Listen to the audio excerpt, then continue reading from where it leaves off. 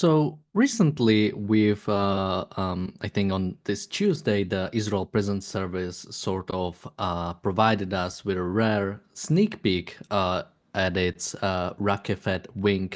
Oh, sorry, it was on Wednesday, which is a highly classified underground complex at Navha prison. And I think there are some interesting things that have been revealed that I want to talk about, and also the sort of requirements that are required for such a prison.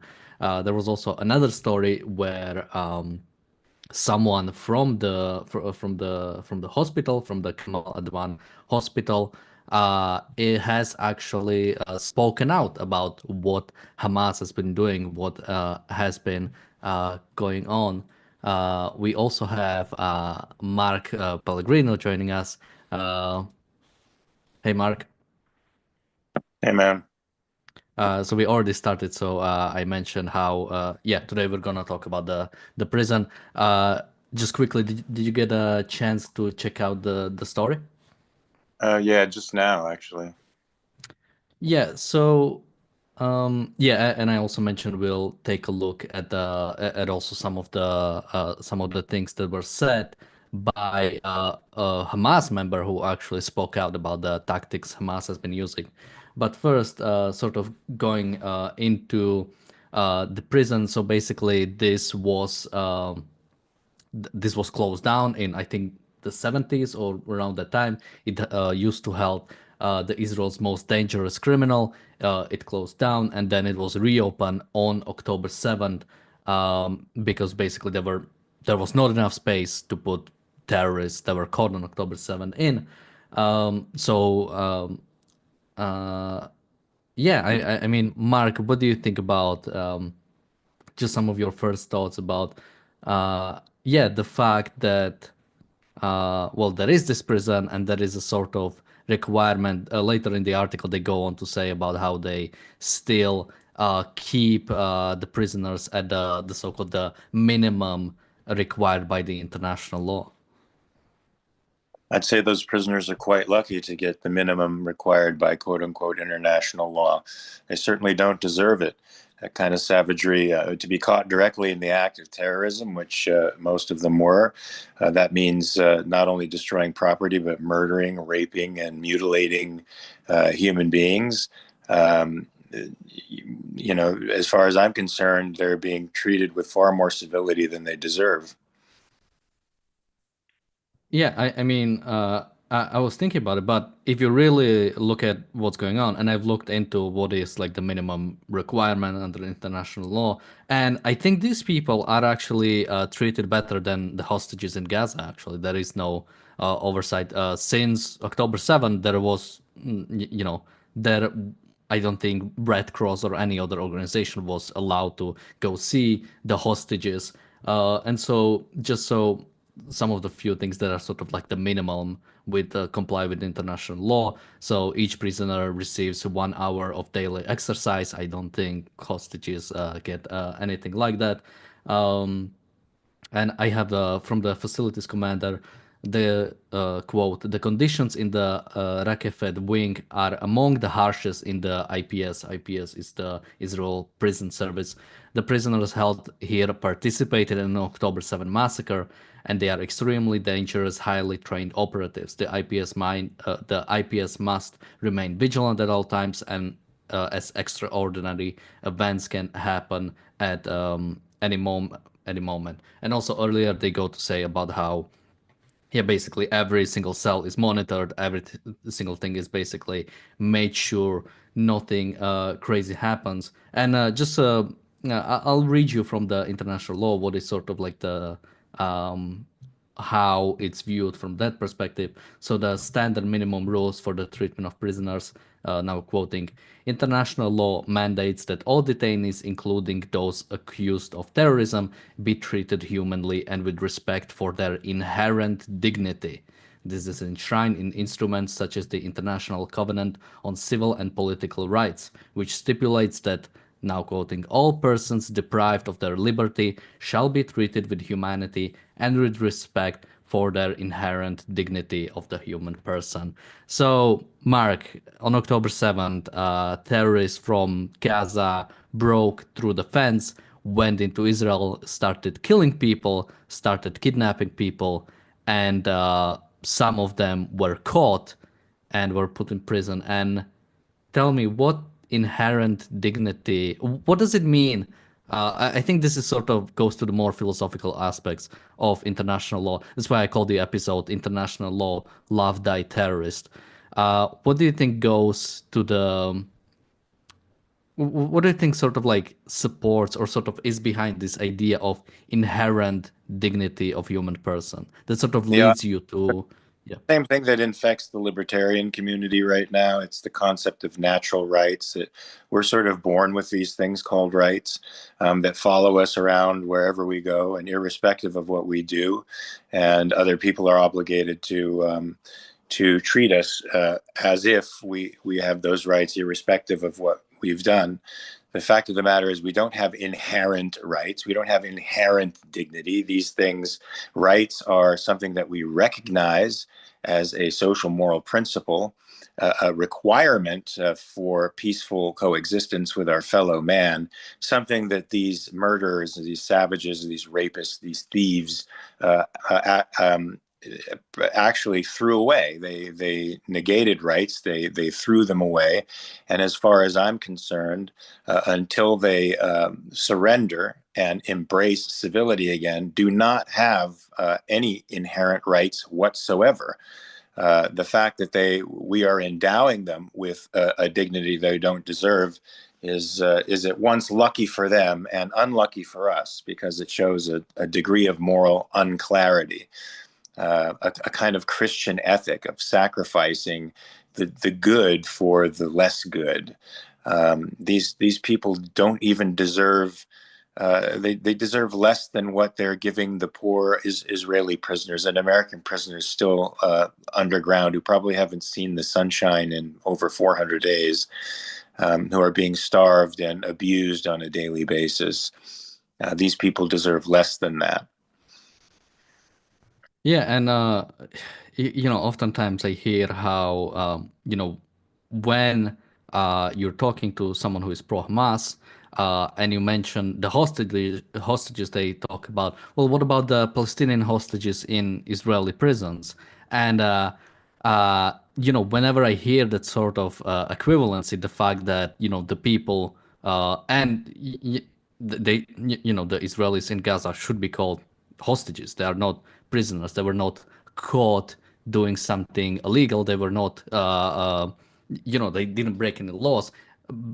They were Jews caught on October, or Arabs. It wasn't just Jews. There were Jews and Arabs caught on, and actually even more, because even Americans were taken as hostages. So, and many different nationalities.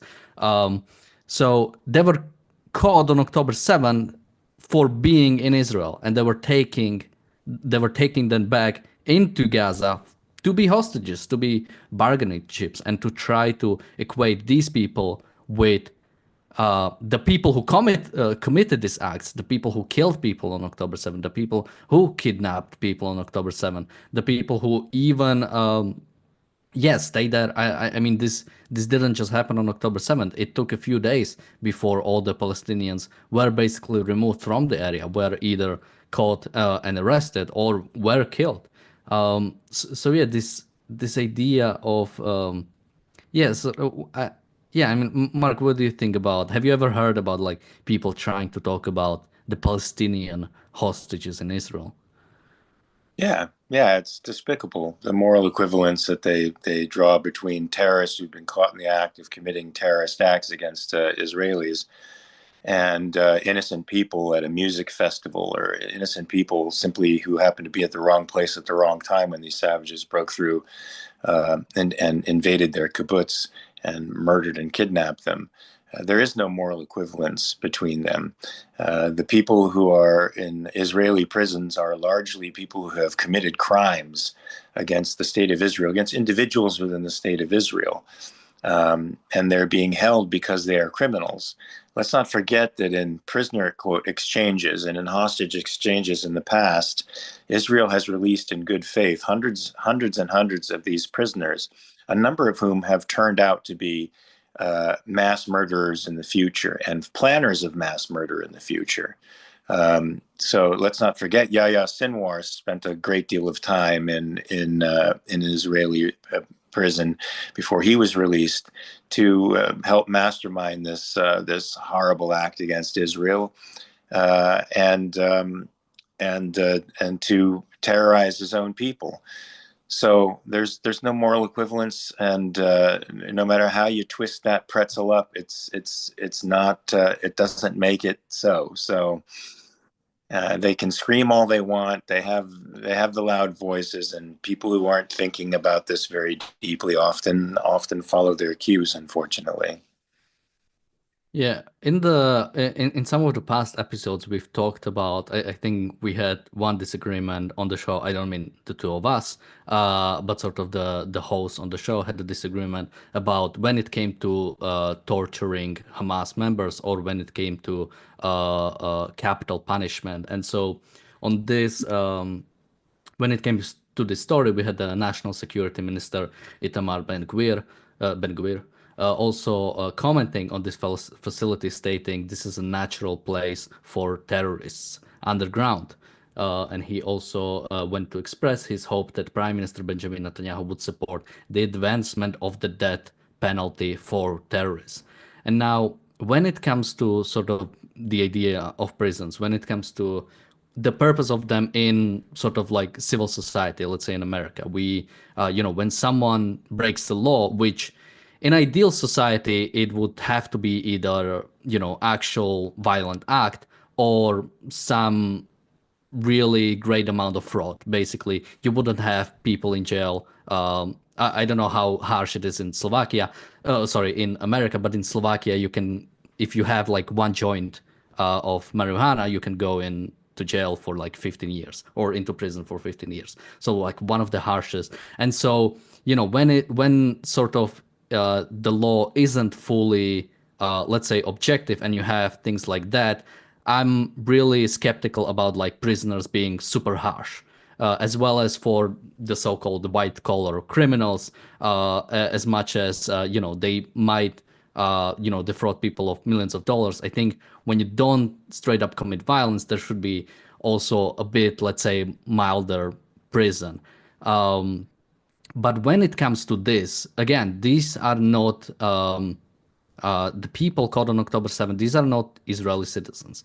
These are not, protected by the Israeli constitution or shouldn't be protected by the Israeli constitution. These are enemy combatants. These are people who decided to go in and kill people.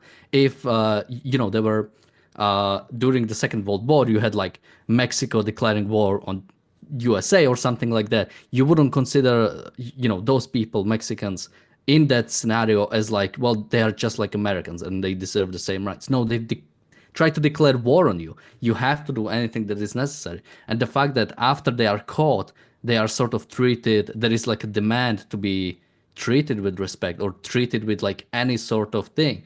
The reason why I went around like it is because in a civil society, I don't really like the idea of capital punishment.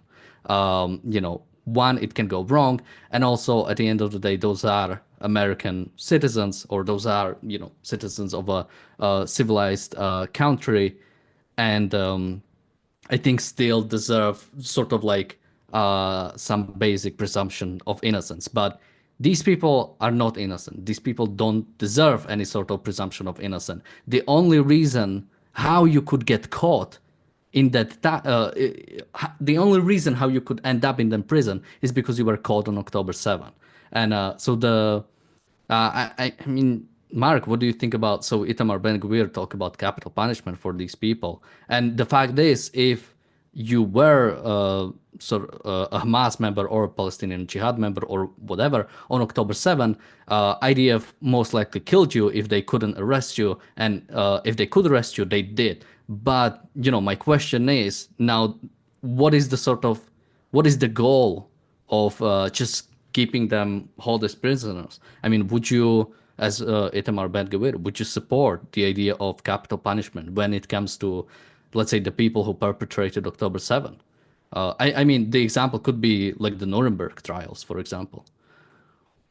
Well, I'm for capital punishment, unlike you. I think it, especially if we have Well, sorry, I'm against in a civil context, as in, you know, for Americans, for example. are you talking about for fraud, for cases like Uh, violent crimes? In other words, not rapes with, murder with special circumstances like rape and kidnapping and stuff like Yeah, that. I think sort of it's more not morally. It's sort of like a practical opposition when it comes to you know, some basic presumption of innocence. So again, oh, It, I meant in a civil context, as in a civilized context, as in like a country sort of having like a domestic law.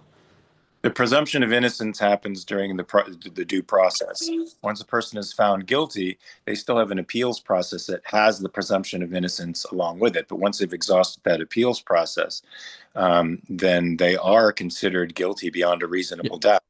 Of course, errors can be made in scenarios. The more science that we involve in these processes, the less error there, the less space for error there is.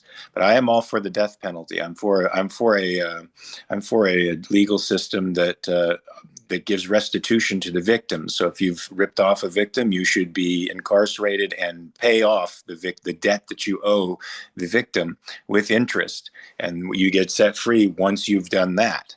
And unfortunately, there is no material value that one can place on a human life. The fact that you're still breathing and have an opportunity to learn and grow and change as a human being is exactly the opportunity you ripped off from the person you murdered. And your rights were observed in the simple fact that you were not killed outright in an act of spontaneous rage or revenge. You went through a process of evidentiary process where your your arguments were placed before a jury of your peers, and scientific and material evidence was brought against you. You had a chance to refute it, and you lost. And that's why. And the highest penalty you should pay is what you took from the other person, since they cannot be reconstituted, they cannot be made whole, their family cannot be made whole. Your death is the only just solution. In a case like this, where we have these mass murderers who came over and savagely murdered and raped and pillaged Israel, the death penalty should be in force, of course, and I think it should be public. I think the execution should be public. I think they should be displayed. It sounds barbaric. But for all the Palestinians to see that this is what happens to you when you embrace a death cult ideology and a death cult nationalism that compels you to do savage things to your neighbor. You will end this way. I think there's no better deterrent. And I think it's the only just thing that you can. Certainly, they don't deserve to live another day. yeah. I mean, you know, when it came to, I'm wondering, what do you think? Someone in the chat says, if you need information, sometimes you need to use harsh interrogation techniques. And so the argument in the past was about the sort of efficacy of these sort of, what was it, dubbed enhanced interrogation techniques, or whatever what the name for that was, but sort of, yeah, using torture to basically extract information from Hamas members. And yeah, I'm wondering what you would think about this Well, idea. I mean, yeah. torture was outlawed by the Supreme Court in Israel. I think if they have to do something like that, they oftentimes outsource that kind of thing, as we do, to countries that actually still have torture. And there are a number of Arab countries that still have legal torture within their systems. But yes, in a time of war, you're talking about the absence of civility. You're talking about one side, one people who have thrown off all of the pillars of civilization in order to gain something by violence. As far as I'm concerned, they have no rights. not because not by some act of God, not by some prejudicial perspective that they are somehow lower than us as human beings, but because they have disavowed them by their very actions. Now, within the sphere of civil society, when an individual um, uh, uh, throws off rights and declares war on individual citizens by murdering them or robbing them, he still exists within the civil society, and and due process is afforded to him. But in a state of war, I don't think it's the same kinds of conditions. I think it's completely legitimate, especially if the person has information that leads us to save more innocent lives and to kill more bad guys, to do whatever we want with him. I know this sounds very harsh, but it's harsh because they've made it harsh. They've created an us or them situation. They've thrown off civilization in favor of violence. And so now they must be met with violence that overwhelms them and teaches them that this is not the proper way to acquire any value in life. We have a super chat from Jonathan, thank you so much, and a super chat from Bonnie, thank you so much. And yeah, so when it comes to the fact, well, let me actually bring up one more thing just to bring in more context. Mark, do I have a riddle for you. What do you call a building where 240 Hamas and other terrorists gets arrested? A hospital. Yeah, that's right, a hospital. So, yeah, about 240 Hamas, Palestinian Jihad, and other terrorist groups that were present were arrested in Kamal Advan Hospital. We've already covered this story, and now we know a bit more. Basically, that hospital was used as a command center. I believe the director of the hospital was also directly part of Hamas. I think he was a colonel. Um, uh, so yeah, and one Hamas member spoke out. So I'll just give one quote, but people can find out more about it. Sort of, he was asked why is Hamas present in the hospital, and he answered, "They believe the hospital is a safe haven for them because the military cannot directly target it with a F-16 missile or destroy the buildings, since there are civilians and patients there," said 21-year-old Anas Muhammad Faiz Al-Sharif, who described working as a cleaning supervisor at the hospital. And yeah, I mean, even if you wanna not believe what this guy said because he's under coercion of the IDF or anything, this goes with everything we've seen so far. This goes with the fact that, yeah, 240 of them were arrested there. The fact that we've seen footage of Hamas and the hostages on cameras, like being in hospitals. And yeah, then talking about the idea of international law and talking about what the requirements are of Israel, yet Hamas doesn't abide by any of it. And Hamas, there is no demands for Hamas to abide by any of it. There might be some platitudes, but when it comes to when it comes to UN resolutions, when it comes to the sort of push from the outside, there is no push against Hamas. It's only against Israel. I mean, Mark, what do you find from this story about the one of the Hamas member who spoke out? And also, will this convince the West to start view Hamas as, the evil party here? I mean, this is just something we've known for several years now. Not even since October 7th, but especially since October 7th. If you don't think Hamas uses civilian areas like hospitals, schools, and mosques to carry on military activities, you are deliberately stupid at this point.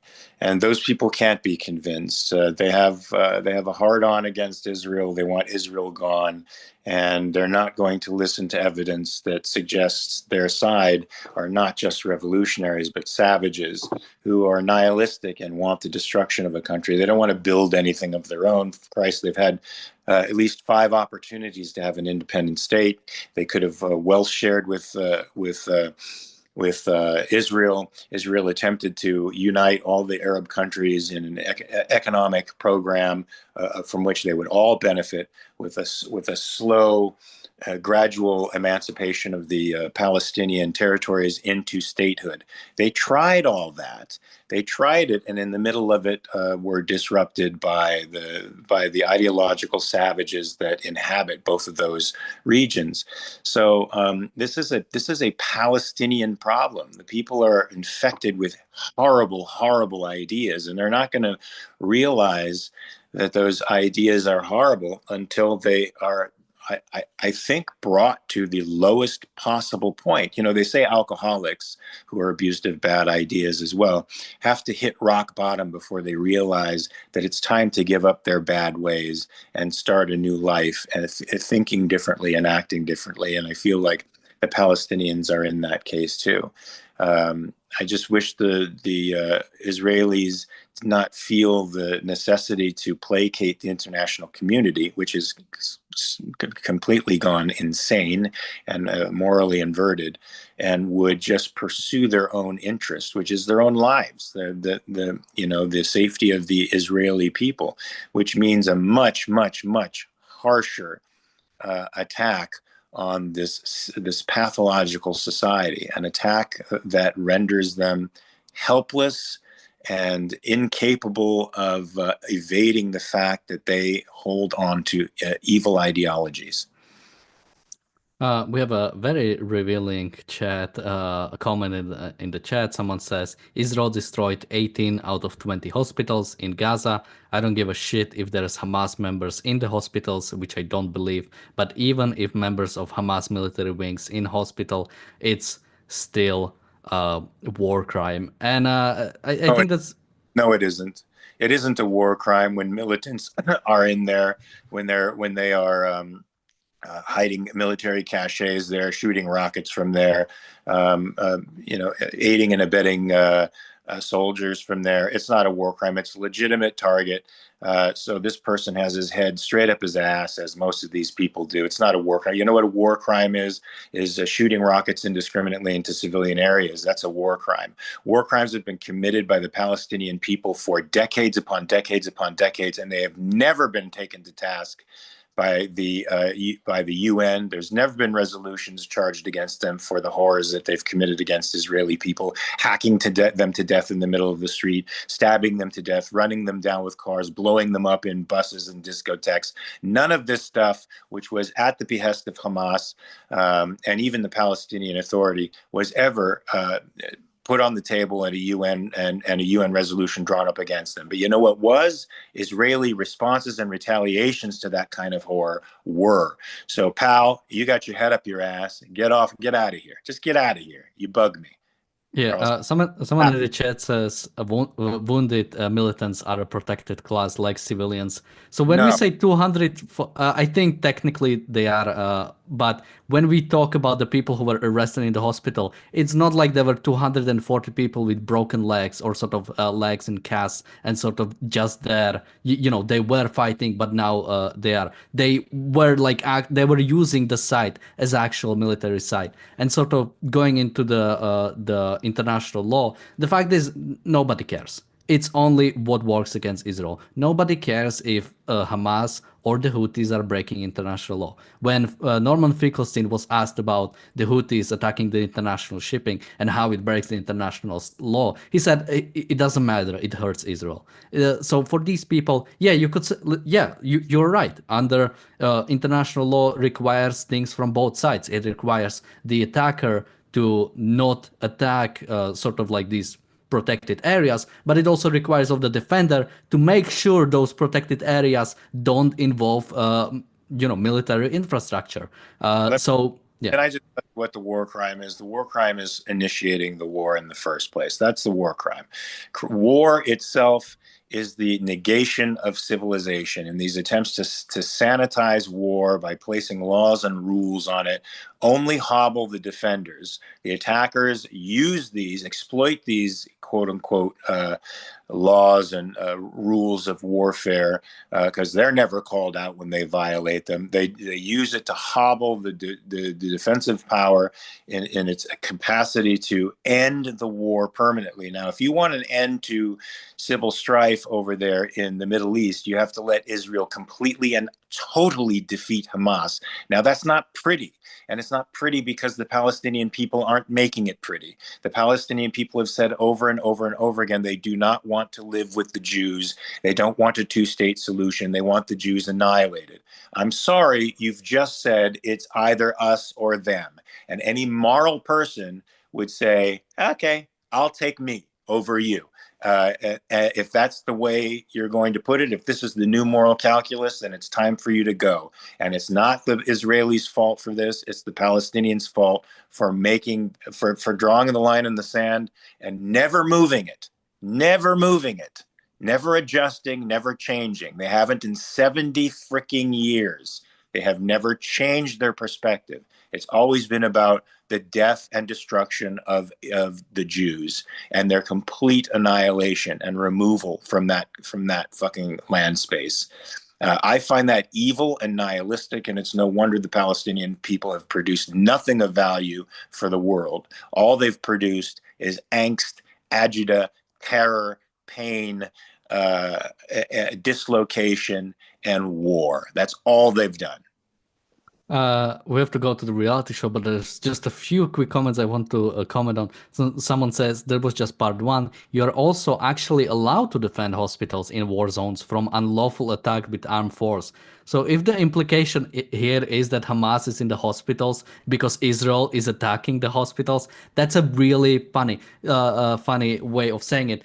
Give me one armed, one military post of Hamas in Gaza. Give me one sort of munition site where it is only a munition site. Give me one sort of separate military infrastructure that is not a tunnel that has a hospital above it or a school above it, or is not built right next to or right below or right above civilian infrastructure. And then we can talk about this. Shame on these people who make any excuse to make the Palestinians right because they hate Jews so much. And also, just quickly, Daniel, you have to win the worldwide support. The fact is, Israel cannot do anything to win the worldwide support besides surrendering. The numbers of people died was too much in last November, and I mean 2023 November. I mean, what else? The Beeper attack, the most targeted attack we've ever seen in the history of mankind, that was too much. So don't give me this BS about Yeah. like it. There's nothing they can do. They get nailed for targeted attacks that take out the fewest number of civilian casualties possible, only targeting the bad guys. They're still evil. It doesn't matter what they do. If they move people from one area to another to try to isolate the bad guys and protect the good guys, they're ethnic cleansing. They're violating international law. There is no thing they can do that is right in the eyes of these anti-Semites. So they might as well fight the war completely until Hamas is utterly and totally defeated. Because right now, Hamas is not coming to the negotiating. They shouldn't come to the negotiating table. They should only come to the negotiating table to say, I surrender. But they still think they have the moral high ground. And it's doofuses like these people writing online that make them think they have the moral high ground. Yeah, and this shouldn't be, because Israel is condemned, they might as well fight the war properly. No, Israel should have fought the war properly from the start and not trying to. I mean, it's not just about appeasing international communities. I think Israel itself has a problem with what makes a war moral. I think the idea, I still remember Prager calling Israel is the idea of the most moral army in the world, and it was the most moral in the worst way possible, which is the Christian morality that teaches you the enemy is your friend, or rather, love thy terrorist. By altruist standards, they are the most moral army in the world. But by our standards of rational egoism, they are sacrificing valuable human life, and they're sacrificing their economies to treat a group of savages as if they are their equal, and they are not. And you people online writing like they are, you got your heads up your asses. So this is not over. We'll be continuing on the reality show where we'll talk about the Biden sanction of the hostage deal and also the Republicans sanctioning the ICC. Those sanctionings mean two different things. So make sure to watch that in just about a minute or so. Link is in the chat. Mark, any last thoughts? And yeah. No, I mean we're dealing with an enemy here who does not value human life. They've demonstrated it on every level by building military infrastructure under pretty much the entirety of Gaza civilian areas and using hospitals, mosques, and schools, and even playgrounds as staging areas for war. They are a cynical, despicable, and inhuman group of folks, and they need to be taken off. They need to be cut out like a cancer from civilization. The world would be far better without them.